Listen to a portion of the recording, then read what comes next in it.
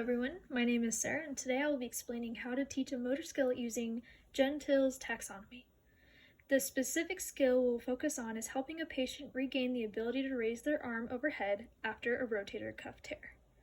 I will also explain how we can measure their progress using error scores like absolute error, constant error, and variable error. My area of interest is physical therapy, specifically shoulder rehabilitation for patients recovering from a rotator cuff tear. This injury is common, especially among athletes and older adults.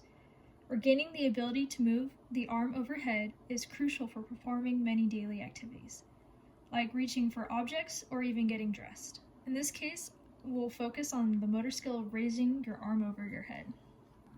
Since the motor skill we are focusing on, which is raising your arm overhead, it is important to understand what is completing the movement. This movement engages the deltoid, your rotator cuff muscles such as your supraspinatus, infraspinatus, teres minor, and subscapularis, and scapular stabilizers. It's a foundational movement in daily life used for tasks like lifting, reaching, or even dressing. After rotator cuff tears, it is critical to regain the strength and range of motion needed for this movement. Gentile's taxonomy is a tool we use to systematically progress motor skills.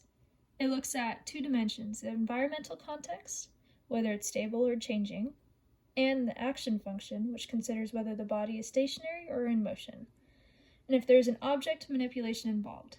This taxonomy allows us to build difficulty over time for the patient. The first step in teaching the overhead arm raise is having the patient sit in a stable environment, such as a therapy room. There is no object manipulation, and the focus is purely on raising the arm as high as possible, within their pain-free range of motion. This stage allows the patient to become familiar with the movement without distractions or added complexity to the movement.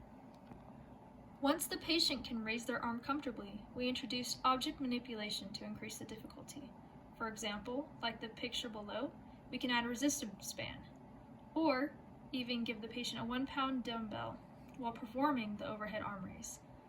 This step adds resistance but keeps the environmental stable, helping to build strength while the patient remains seated. The final progression adds variability to the task. The patient now lifts different objects, like a small box or weight, while standing. We can further challenge them by having them stand on an unstable surface, like a foam pad. This step introduces variability between trials, forcing the patient to adapt to different conditions, mimicking real-life tasks. Like in the picture, he is now using his core to help him stand up and lift the band overhead, the resistance band. To measure the patient's progress, we can use 3 types of error scores. Absolute error, which measures how far off the patient's arm movement is from the target. For example, if the goal is to raise the arm to 180 degrees and the patient only reaches 150 degrees, the absolute error would be 30 degrees. Next, we can use constant error, which measures directional bias. If the patient consistently moves the arm too far forward to the side, constant error would capture this tendency. And lastly, variable error, which tracks inconsistencies between trials. If the patient's range of motion fluctuates from 150 degrees in one trial to 170 degrees in another, variable error would show that the patient needs to work on their consistency. In conclusion, using Gentile's taxonomy allows us to progressively challenge the patient while helping them regain functional use of their arm after a rotator cuff tear.